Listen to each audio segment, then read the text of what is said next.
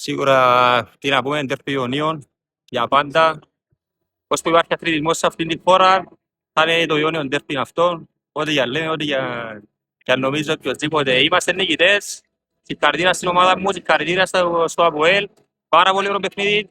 Πραγματικά διαφήμιση του αθλήματος. Συνεχίζουμε ταπεινά, σεμνά. Κάθε μέρα να είμαστε καλύτεροι και καλή επιτυχία και στις δύο ομάδες ό,τι για να κάνουν στο μέλλον. Σίγουρα σε καμιά περίπτωση δεν πίστεψαμε ότι ήταν εύκολο το παιχνίδι. Όσο και αν άνοιξε η διαφορά, το ΑΠΟΕΛ ξέρουμε ότι δεν θα σταματήσει μέχρι να λήξει ο χρόνος. Η ομάδα μου θεωρώ βρήκε το μυαλό να κάνει τη διαχείριση.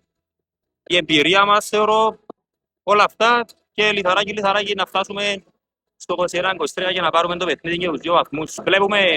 Βλέπουμε κοντά πάντα, προπόνηση με προπόνηση, να είμαστε καλύτεροι.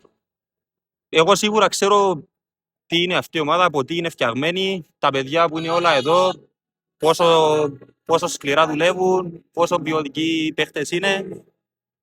Το μόνο που θα πω να είμαστε καλά από το Θεό, να προχωρούμε καθημερινά και να χτίζουμε κάθε μέρα και να δούμε όλοι μαζί πού μπορεί να φτάσει αυτή η ομάδα.